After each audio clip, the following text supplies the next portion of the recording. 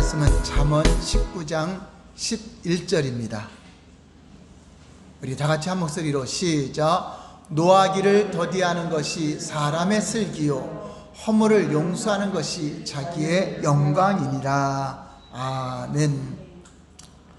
제목을 두 번만 시작. 노하기를 더디하는 슬기. 다시 한번 노하기를 더디하는 슬기. 하나님은 사랑이십니다. 그 사랑의 성품 안에는 온유와 겸손과 오래 참음과 사랑 가운데 용납하는 그러한 성품이 있습니다. 하나님은 아담의 범죄 이후로 하나님의 형상을 잃어버린 모든 인간에게 다시 부르시고 하나님의 형상이 회복되기를 원하시고 하나님의 성품으로 우리도 살아가기를 원하고 있습니다. 이 세상은 분노할 일이 너무나 많은 시대에 우리가 살아가고 있습니다. 작은 일에도 참지 못하고 분노하고 또 열받아 하기도 합니다. 이 세상을 살아가는 사람들 중에 한 번도 화를 내지 않고 사는 사람은 아무도 없을 것입니다. 어쩌면 화라고 하는 것, 분노라고 하는 것은 우리의 삶에 있어서 그림자처럼 따라다니는 것이라고 해도 과언이 아닙니다. 일반적으로 우리가 생각하는 분노는 제약된 것이라고 단정을 짓기 쉽습니다. 그러나 성경에서 말하고 있는 분노는 그렇지가 않습니다. 성경은 분노 그 자체에 대해서는 정죄하지를 않습니다.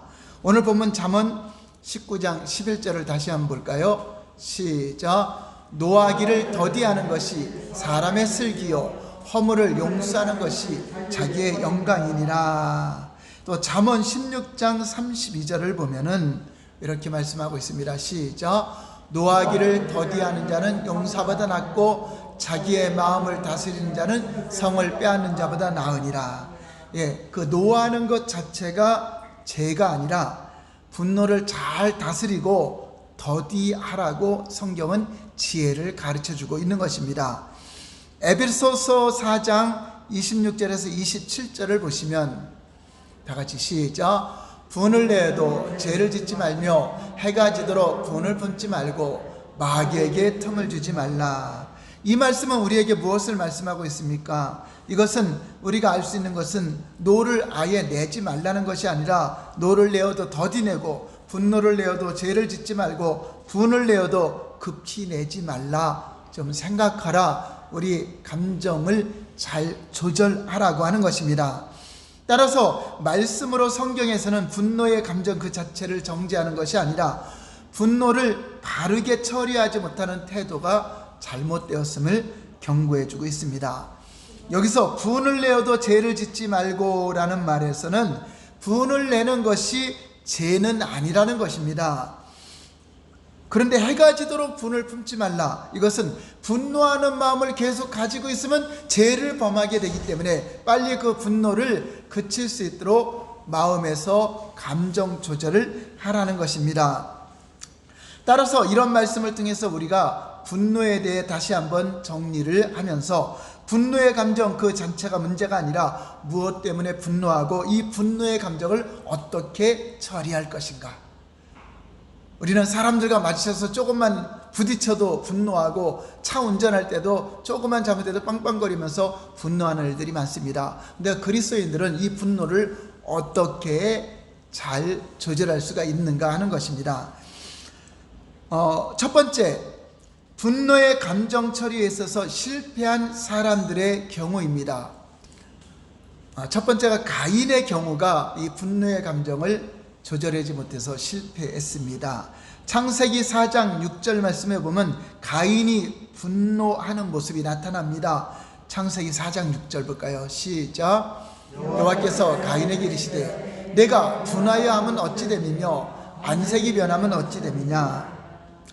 가인은 그의 동생 아벨과 같이 하나님께 제사를 드렸지만 하나님께서 아벨의 제사는 받으시고 가인의 제사는 받으시지 않자 가인이 시기에서 분노를 내었고 그 얼굴에 분노의 빛을 비추기 때문에 하나님께서 그 까닭 왜 분노하는 이유가 무엇이냐 하는 것입니다. 그런데 그 결과가 어떻게 됐습니까? 하나님께서 이렇게 말씀하신 것은 분을 내어도 죄를 짓지 말도록 죄가 내 문 앞에 있기 때문에 너는 죄를 다스리라고 하나님이 경고해 주었음에도 불구하고 감정을 잘 처리하지 못해서 결국 동생 아벨을 죽이는 죄를 범하게 된 것입니다. 이 분노의 감정을 잘못 처리되어 엄청난 잘못을 저지르고 만 것입니다. 우리 안에는 자유의지 속에는 분노하는 감정이 있기 때문에 그 분노하는 감정이 나오는 것 자체가 죄는 아닙니다. 하나님의 주신 성품 안에 그것이 함께 있는 것입니다. 두 번째, 사울 왕의 경우입니다. 사울 왕의 경우, 사울 왕은 블레셋과의 전투 이후에 사울은 천천히요 다윗은 만만이라는 말을 들으면서 마음이 불편해하였고 그로 인해 분노의 감정이 생겼습니다. 그런데 사울 왕은 이런 분노를 잘 다스리지 못했습니다. 화를 잘 처리하지 못한 것입니다. 그래서 사울 왕은 다윗에게 화가 났고 다윗을 질투하는 마음을 잘 처리하지 못하고 다윗을 죽이려고 합니다. 그리고 급기야는 사무엘상 20장 30절에서 33절에서 자기 아들까지 죽이려고 하는 이 분노 감정이 나타납니다. 사울이 요나단에게 화를 내며 그에게 이르되 배영 무도한 계집의 소생아, 내가 이새의 아들을 택한 것이 내 수치와 내 어미의 벌거벗은 수치됨을 내가 알지 못하랴. 어찌 알지 못하랴. 이새의 아들이 땅에 사는 동안에 너와 네 나라가 든든히 서지 못하리라. 그런즉 이제 사람을 보내어 그를 내게로 끌어오라. 그는 죽여야 할 자인이라 한지라. 요나단이 그의 아버지 사울에게 대답하여 이르되 그가 죽을 일이 무엇이니까? 무엇을 행하였나이까? 사울이 요나단에게 단창을 던져 죽이려 한지라. 요나단이 그의 아버지가 다윗을 죽이기로 결심한 줄 알고. 33절에 사울이 요나단 자기 아들에게까지 단창을 던져서 죽이려고 했던 걸 볼 수 있습니다.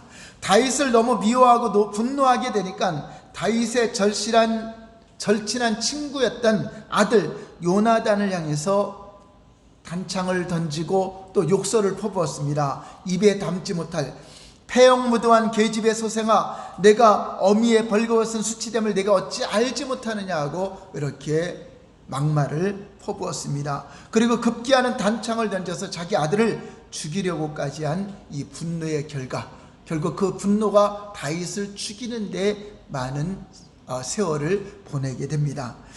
분노의 감정 자체는 죄가 아닙니다. 죄악에 대해서 저항하는 정의에 대한 분노가 죄가 될 수는 없습니다.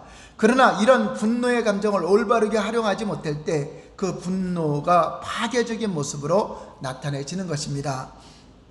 가인과 사울과 같은 그런 엄청난 불상사가 초래되어 지고 마는 것입니다. 그래서 우리는 어떤 정의가 굽어지고 악한 자들이 득세할 때 분노가 생기죠. 또 악한 자들을 또 옹호하고 막 그런 거 보면은 차마 이게 어떻게 표현할 수 없을 정도로 마음에 분노가 나기도 합니다. 왜냐하면 죄악에 대한 분노, 그것은 내가 정의로운 마음에 나타나는 분노가 될 수 있는 것입니다. 감정 처리에 있어서 성공한 사람의 예가 성경에 기록되어 있는데, 두 번째는 이 부분에 대해서 예수님을 그 예로 들 수가 있습니다. 예수님께서는 그의 생애 중에 예수님도 하나님의 아들이시지만 분노를 내셨습니다. 그것은 선한 목적에 의해서 분노를 낸 것입니다. 마가복음 3장에 나오는 안식일에 손 마른 사람을 고치면서 예수님의 분노가 나타납니다. 예수님께서 안식일에 손 마른 사람을 고쳐주시자 주변에 있던 사람들이 안식일에 병 고치는 것이 옳지 않다라고 입을 모아 말을 합니다. 이때 예수님께서 어떻게 하셨습니까? 마가복음 3장 5절 볼까요? 시작. 그들의 마음이 완악함을 탄식하사 노하심으로 그들을 둘러보시고 그 사람에게 이르시되 내 손을 내밀라 하시니 내밀매 그 손이 회복되었더라. 주변에 있는 사람들이 악한 마음으로 안식일에 선을 행하시는 그 예수님을 이해하지 못하고 안식일을 지키지 않는다고 이렇게 생각하고 있을 때 그 분노하는 모습을 예수님은 보여주고 있는 것입니다. 요한복음 2장의 경우에도 마찬가지입니다. 성전에서 돈 바꿔주는 사람들을 다 내쫓으시며 내 아버지의 집으로 장사하는 집을 만들지 말라, 강도의 구려를 만들었다며 채찍으로 다 노끈을 가지고 예수님이 화를 내시고 분노하셨습니다. 이건 역시 죄가 아니라 선한 목적을 위한 분노였다고 하는 것입니다. 예수님께서는 여러 번 화를 내셨지만 그 분노를 분명하게 자유롭게 건설적인 방법으로 정의롭게 표현을 했던 것입니다. 고린도후서 7장 11절 말씀에도 하나님 뜻대로 하는 근심이 분하게 된다고 말씀하고 있습니다. 고린도후서 7장 11절 시작. 보라, 하나님 뜻대로 하게 된 이 근심이 너희를 얼마나 간절하게 하며 얼마나 변증하게 하며 얼마나 분하게 하며 얼마나 두렵게 하며 얼마나 사모하게 하며 얼마나 열심히 있게 하며 얼마나 벌하게 하는가. 너희가 그 일에 대해서 일체 너희 자신의 깨끗함을 나타내느니라. 고린도 교회의 아버지의 그 후처를 그 아들이 그 음행하는 그런 죄를 범한 것에 대해서 고린도 교회가 아무 조치도 안 한 것 때문에 사도 바울이 편지로 다 그 이야기를 합니다. 그래서 바울의 편지의 글을 보고 이제 그 죄악에 대해서 얼마나 하나님 뜻대로 근심하면서 분노하게 되는 거죠. 이것은 뭐죠? 죄를 지려고 분노하는 것이 아니라 죄악에 대해서 분하게 여기고 그것을 이제 처리하고 치리할 마음을 가졌다 하는 것입니다. 그러므로 고린도 교회에 음행하는 자에 대해서 바울의 편지의 경고를 듣고 잘못된 일에 대해서 분을 내었을 때 그 분내는 것은 자신은 깨끗함으로 그러한 것에 물들지 않기 위한 분노라 하는 것을 말하는 것입니다. 우리가 국가를 생각할 때에도 악한 자들이 세워지고 정의가 사라지고 악을 행하는 자들을 옹호하는 자들을 보면 우리 안에서 견딜 수 없는 분노가 치밀죠.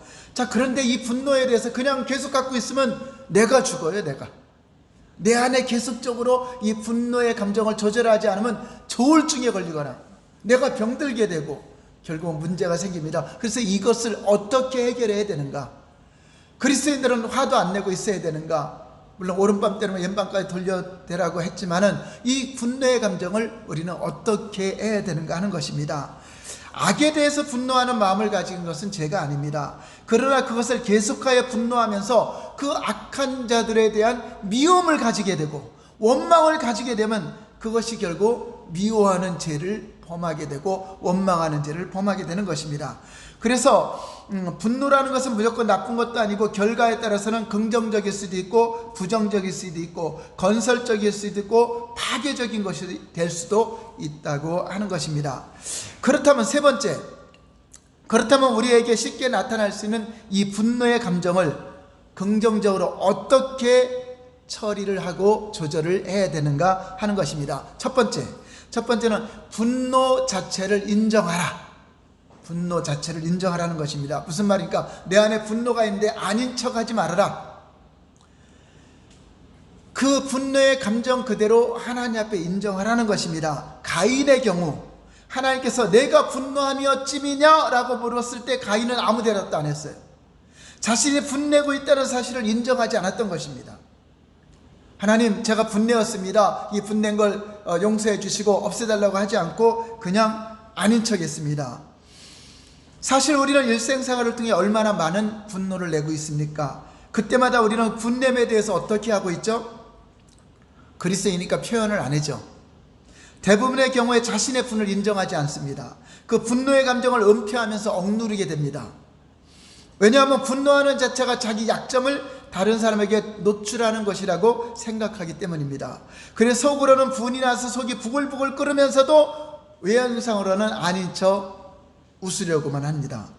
그러나 그 결과는 어떻게 됩니까? 분노를 조절하지 못하면 온갖 내 안에 영혼력이 피폐하게 되고 또 조울증 같은 그런 병에 걸리고 나중에는 내가 주체할 수 없을 정도의 큰 잘못된 죄를 범하기도 한다고 하는 것입니다. 두 번째, 분노의 원인을 규명해 보아야 합니다. 왜 분노하는 원인이 뭘까? 내가 자꾸만 분노하는 원인이 무엇일까? 나에게 일어난 분노가 왜 자주 일어나는지에 대해서 분석을 해보라는 것입니다. 성경 말씀의 중심으로 분노 원인을 살펴보면 첫 번째는 시기심 때문에 분노가 일어납니다. 가인의 경우 동생 아벨의 제사는 연락되고 자기의 제사가 연락되지 않자 시기심으로 분노가 일어났습니다. 탕자에 비유해 나오는 탕자의 형의 경우도 마찬가지죠. 가산을 탕진하고 거지가 되어 돌아온 동생을 영접하고 잔치를 베푸는 모습을 보고 형은 어떠한 마음을 갖죠? 분하게 여기죠. 못된 그 동생은 송아지까지 잡아서 잔치를 치러주고 자기에게는 염소새끼 한 마리도 안 줬다는 그 시기심 때문에 분노를 하게 되는 것입니다. 두 번째는 왜 우리가 분노하냐면 자기 뜻대로 되지 않을 때 분노가 일어난다. 자기 뜻대로 되지 않을 때 분노가 일어나요. 이런 경우는 요나의 경우가 같습니다. 요나의 경우 니느웨 성으로 가서 하나님의 심판을 경고하라고 명령을 주었는데 어겼습니다. 어기고 다시스로 가는 배를 타고 가다가 물고기에 바다에 빠져서 물고기 뱃속에 들어가는 일이 생깁니다. 거기서 회개하고 다시금 이제 니느웨 성에 가서 심판의 경고를 하게 됩니다. 그러나 그는 니느웨 성이 당연히 회개하지 않고 멸망할 줄을 알고 기다렸습니다. 그래서 산에 올라가서 니느웨 성이 멸망하는 장면을 보려고 했는데 어찌됐죠? 니느웨 성은 왕을 위시한 전 백성이 요나를 통하여 말씀하신 하나님의 경고를 듣고 금식하고 긁은 배를 입고 회개를 했습니다. 이 하나님은 그 회개를 받아들여서 재앙을 내리지 않았습니다. 참으로 하나님의 은혜가 그들에게 임했던 것입니다. 그런데 이런 하나님의 은총을 요나는 어떻게 받아들였는가? 우리 요나서 3장 10절 볼까요? 자, 하나님이 그들이 행한 것 곧 그 악한 길에서 돌이켜 떠난 것을 보시고 하나님의 뜻을 돌이키사 그들에게 내리라고 말씀하신 재앙을 내리지 아니하시니라. 그러자 4장 1절 볼까요? 4장 1절 시작. 요나가 매우 싫어하고 성내며. 전 심판을 해야 되는데 우리나라를 이스라엘을 힘들게 하고 쳐들어왔던 그 적국의 수도 그 니느웨 성이 망하길 바랐는데 망하지 않고 재앙이 내려지지 않는 걸 보자 요나 선지자가 자기의 생각과 뜻이 안 맞으니까 성을 내는 거죠. 이처럼 하나님의 뜻을 무시하고 오직 자기 뜻대로 자기 생각대로 되어지지 않을 때 다른 것에 대한 분노가 생기는 것입니다. 그러므로 우리는 하나님의 뜻을 바라야 돼요. 하나님의 뜻이 이루어지도록 해야지 내 뜻이 안 이루어진다고 분노하면 안 된다고 하는 것입니다. 세 번째는 너무 조급하기 때문에 분노함이 생긴다는 것입니다. 전도서 7장 8절 9절 시작. 일의 끝이 시작보다 낫고 참는 마음이 교만한 마음보다 나으니 급한 마음으로 노를 바라지 말라. 노는 음해한 자들의 품에 머무름이라. 예, 조급할 때 분노가 일어난다는 거죠. 야고보서 1장 19절도 볼까요? 시작. 내 사랑하는 형제들아 너희가 알지니 사람마다 듣기는 속히 하고 말하기는 더디하며 성내기도 더디하라. 우리의 조급함이 우리의 인내심이 부족할 때 분노를 일으키게 되고 그것을 폭발하게 된다고 하는 것입니다. 그렇다면 세 번째, 궁극적으로 우리에게 일어나는 분노로부터 치료함을 받기 위해서 어떻게 해야 되는가? 그것은 첫 번째, 그 분노가 계속되어지지 않도록 감정 조절을 할 필요가 있어요. 먼저 내 자신이 분을 품어도 해가 지도록 품지 말라고 하는 것은 우리에게 말하는 거죠. 그럼 우리 자신들이 그것을 제어할 수 있는 능력이 있다는 겁니다. 여러분 스스로가 감정을 조절할 수 있는 의지가 있다는 것입니다. 그 의지로서 하나님의 해가 지도록 하루해가 넘어가지 않도록 분노를 계속 갖지 말라고 했기 때문에 그 말씀에 의지하여 여러분들이 스스로 그것을 감정을 조절해야 됩니다. 분노하는 감정을 계속 가질 때 무엇이 틈타냐면 마귀가 틈을 타기 때문에 분노하는 감정이 계속 마귀의 출입구를 열어주는 겁니다. 열어놓고 잠을 자면 어떻게 되죠? 그 잠자는 사이에 마귀가 들어옵니다. 그러므로 하루해가 지나기 전에 그걸 해결을 해야 돼요. 마귀에게 기회를 주지 말아야 돼요. 자, 그런데 내 감정이 잘 조절이 안 돼. 자, 그럴 때 어떻게 해야 되는가? 두 번째는 그 분노함에 대해서 하나님께 자백해야 됩니다. 그러니까 하나님께 기도하라는 것입니다. 내가 이 분노하는 것이 있습니다. 하나님의 도움을 구해야 된다. 하나님, 이러한 분노 하나님 내 마음속에서 사라지게 하시고 삭혀질 수 있도록 하나님 도와달라고 하나님께 기도하라는 것입니다. 이 자백은 하나님께만 자백하는 것이 아니라 분냄을 관계되는 상대방에게도 자백하며 서로 대화로 풀으라는 것입니다.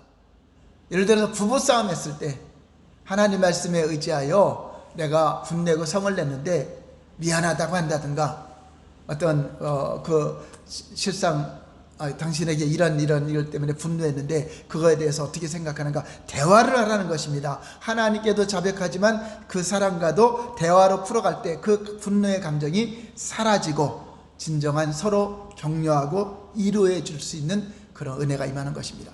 그렇죠. 우리가 싸우고 막 성내고 막 그런 사람도 그냥 그대로 말리는 것이 아니라 서로가 미안하다라고 악수시키고, 또 어린아이들도 서로가 화해시키면은 금방 또 풀어지죠.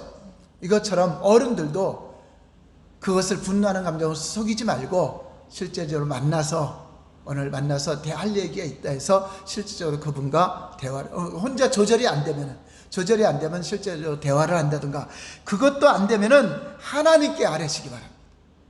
사람 만나는 것도 난 분노가 나 힘들다, 싫다. 그럼 하나님께 아뢰시는데, 살아계신 하나님, 나의 모든 것을 아시는 하나님, 나의 과거 현재 미래를 아시고 나이가 억울함과 내가 고통스러운 이 분노와 사정의 깊이와 넓이를 높이까지 아시는 주님, 내가 분노하는 것이 무엇인지 주님은 아시지요. 그 감정을 주님 다스려 주시고 제가 이거를 폭발하지 않도록, 죄를 짓지 않도록 하나님 도와주시옵소서 하고 하나님께 자백을 하면서 간구하는 방법입니다. 그리고 또 한 가지 방법이 있다면, 성경에 가르친 대로 내가 미워하는 사람에게 괴술적인 분노의 감정이 사그라지지 않는다면 그냥 무릎 꿇고 그 사람을 축복해 주세요. 성경에는 원수를 사랑하고 핍박하는 자를 위해서 뭐라 그러죠? 축복하라.